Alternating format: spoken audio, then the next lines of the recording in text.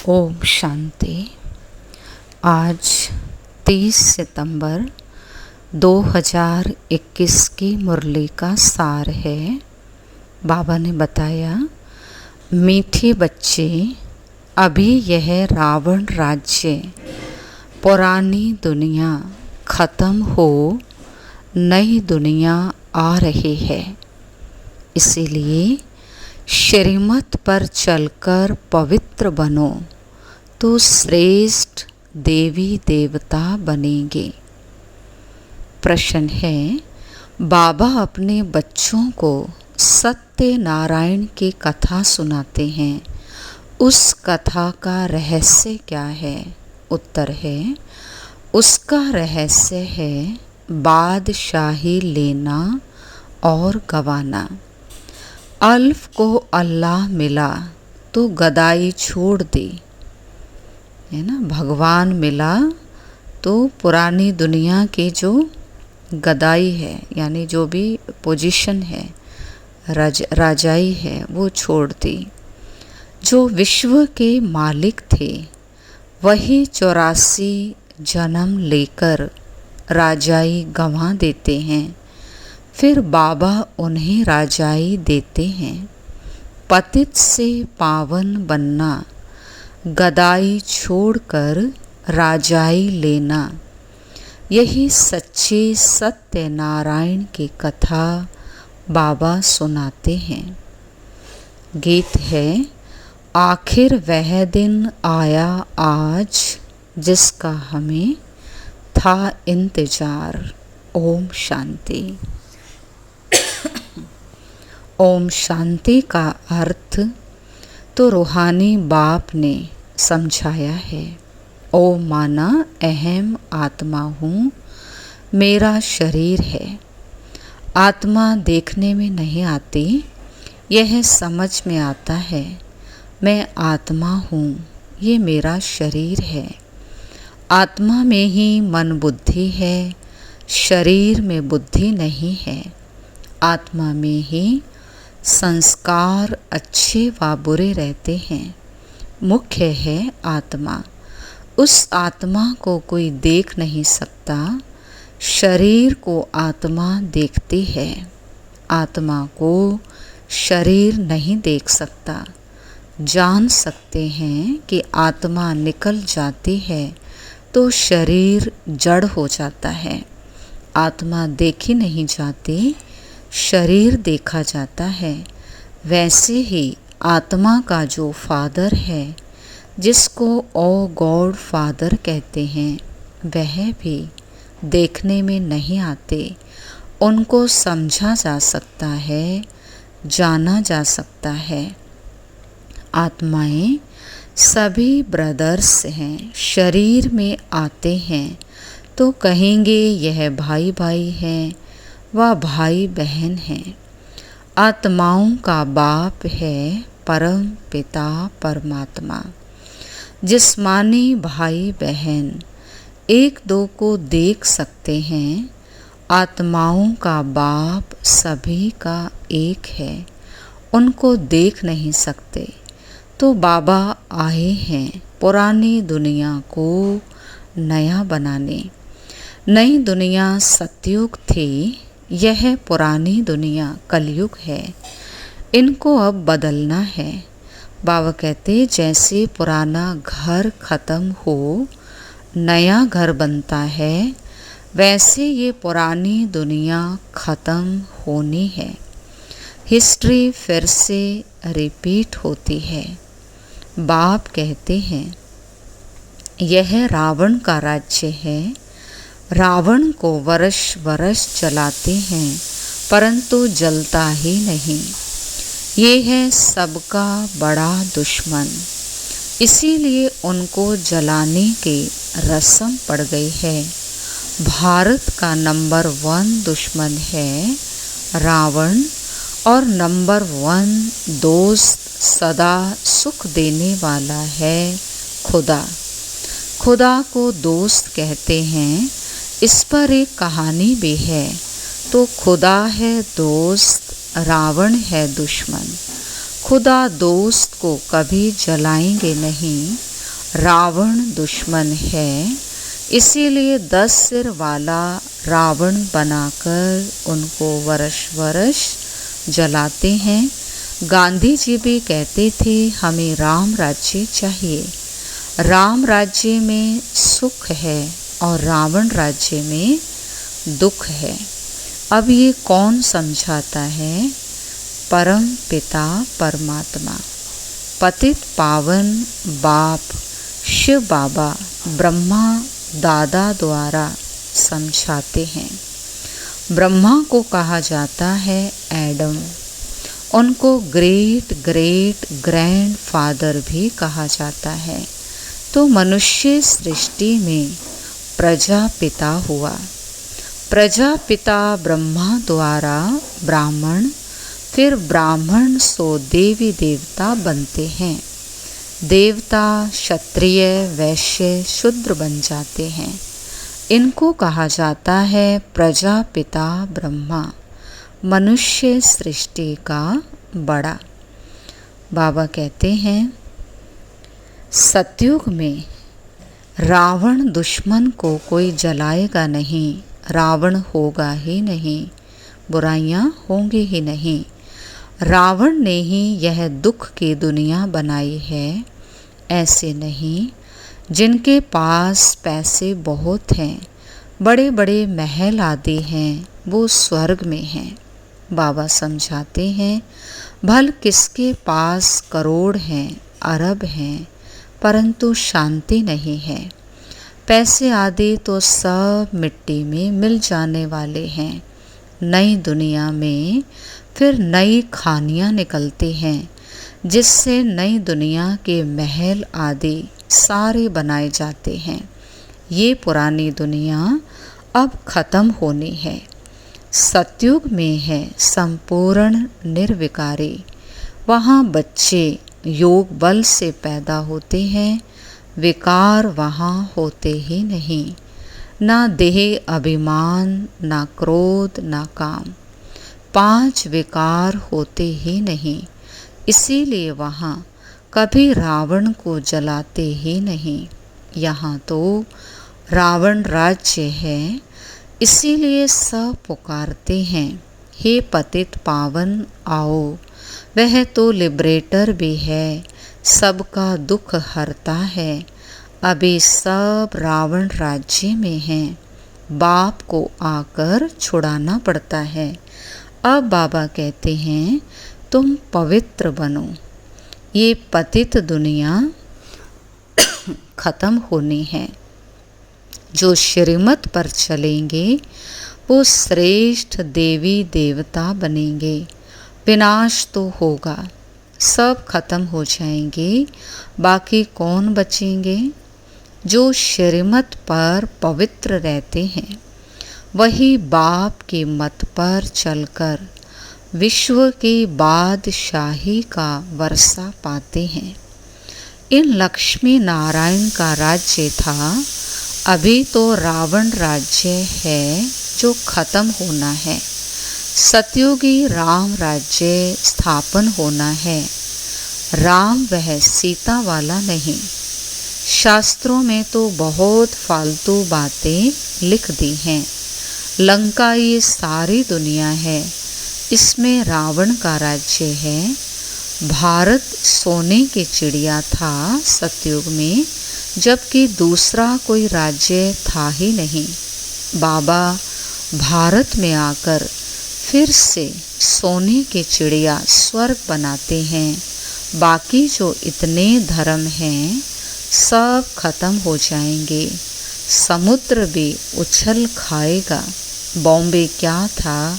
एक छोटा सा गाँवड़ा था। अभी सतयुग की स्थापना होती है, फिर बॉम्बे आदि रहेगी नहीं। सतयुग में बहुत थोड़े मनुष्य होते हैं। राजधानी दिल्ली होती है, जहाँ लक्ष्मी नारायण का राज्य होता है। दिल्ली सतयुग में परिस्तान थी, दिल्ली ही गद्दी थी। राम राज्य में भी दिल्ली ही कैपिटल रहती है, परंतु राम राज्य में हीरे जवाहरातों के महल थे। अथाह सुख था।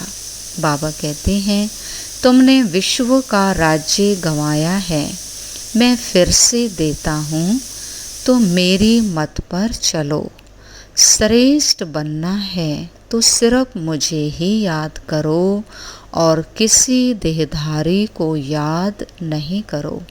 अपने को आत्मा समझ मुझ बाप को याद करो, तो तुम तमो प्रधान से सतो प्रधान बन जाएंगे।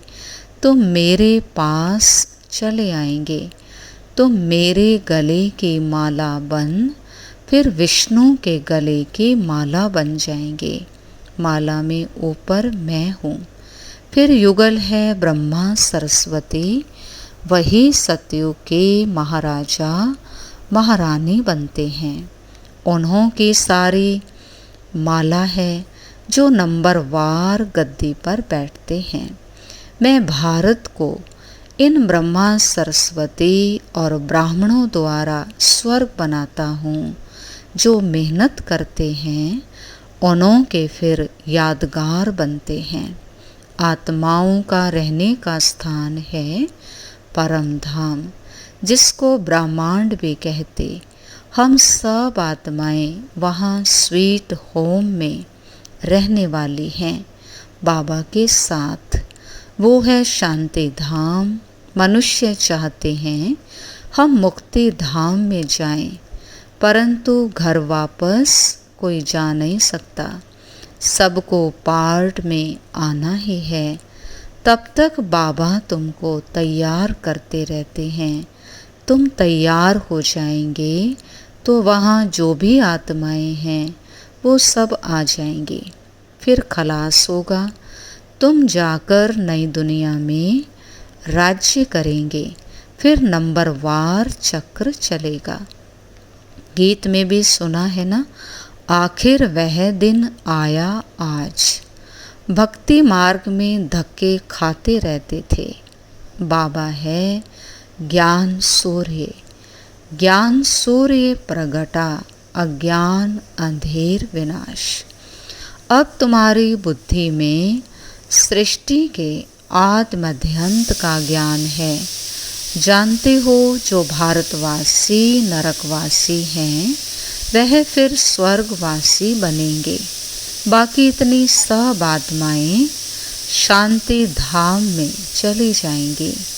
समझाना बहुत थोड़ा है। अल्प बाबा बे बादशाही।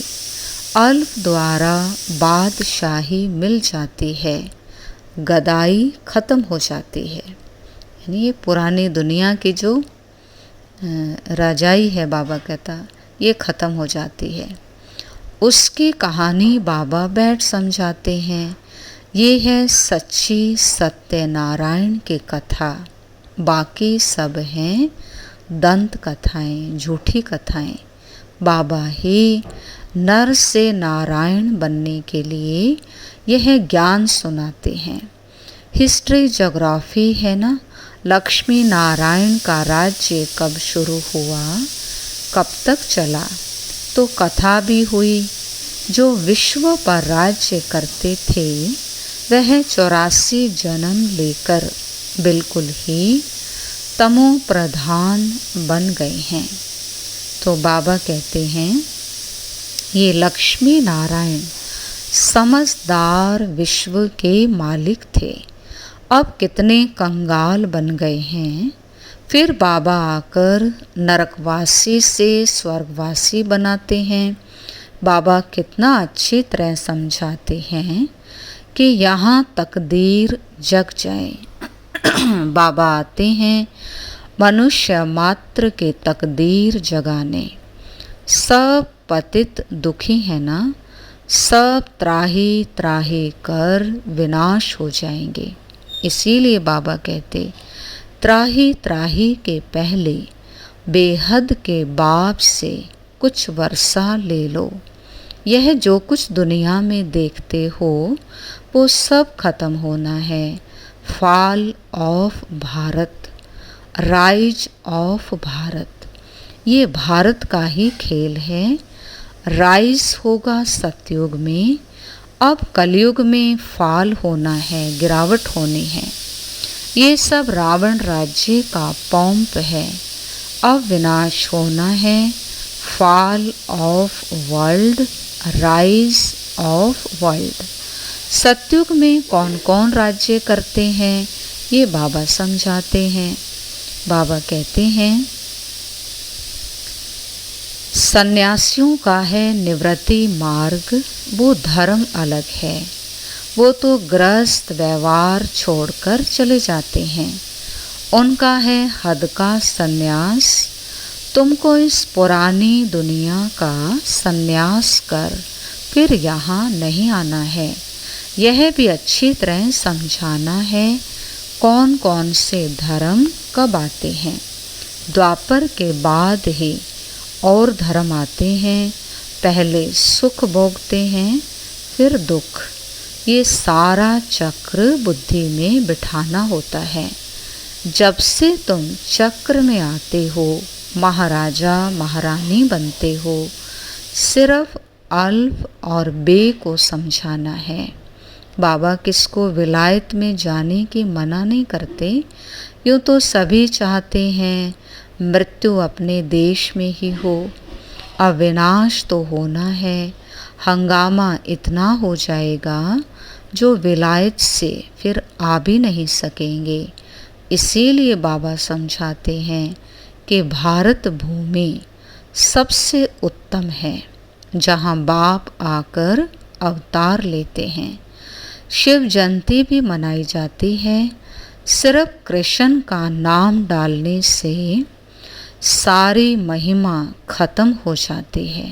खत्म हो गई। बाबा कहते, बाप ने कहा कृष्ण का नाम डालने से सारी वैल्यू गुम कर दी है। नहीं तो भारत सबसे ऊंचा तीर्थ है। वो बाप यहाँ आकर सभी को पावन बनाते हैं तो सबसे बड़ा तीर्थ हुआ। सबको दुर्गति से छुड़ाकर सद्गति देते हैं। ये ड्रामा बना हुआ है। बाबा कहते हैं अपने को आत्मा समझ बाबा को याद करो तो कट निकलती जाएगी और पवित्र बन तुम बाबा के पास आ जाएंगे। जितना याद करेंगे उतना पवित्र बनेंगे। औरों को भी आप समान बनाएंगे तो बहुतों की आशीर्वाद मिलेगी, उच्च पद पा लेंगे। इसीलिए गाया जाता है सेकंड में जीवन मुक्ति। अच्छा, मीठे मीठे सिकिलधे बच्चों प्रति मात पिता बाप दादा का याद प्यार और गुड मॉर्निंग। रूहानी बाप की रूहानी बच्चों को नमस्ते। हम रूहानी बच्चों के रूहानी बाप दादा को नमस्ते नमस्ते। Diamond morning, good morning. धारणा के लिए मुख्य सार है बाप के गले की माला बन विष्णु के गले में पिरोने के लिए संपूर्ण सतो प्रधान बनना है। एक बाबा के मत पर चलना है। ऐसी सेवा करनी है जो अनेक आत्माओं के आशीर्वाद मिलती रहे। त्राही त्राही होने के पहले बाबा से पूरा पूरा वर्षा लेना है। वरदान दिया बाबा ने, ताज और तिलक को धारण कर बाप दादा के मददगार बनने वाले दिल तख्त नशीन भव। बाबा ने कहा जब कोई तख्त पर बैठते हैं तो तिलक और ताज उनकी निशानी होती है।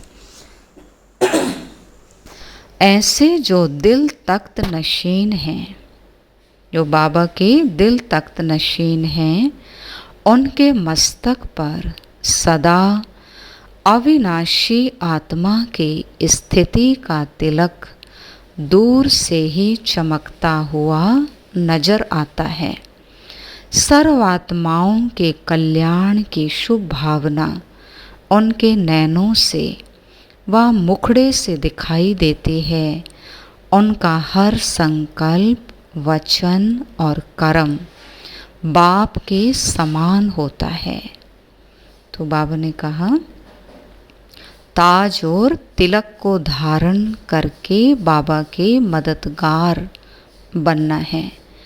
स्लोगन है, सरल याद के लिए सरलता का गुण धारण करो, संस्कारों को सरल बनाओ।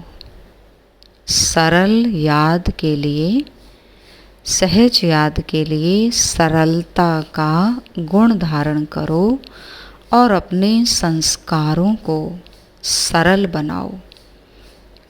कठोर नहीं बनाओ, बाबा कहते सरल स्वभाव संस्कार बनाओ। अच्छा, ओम शांति।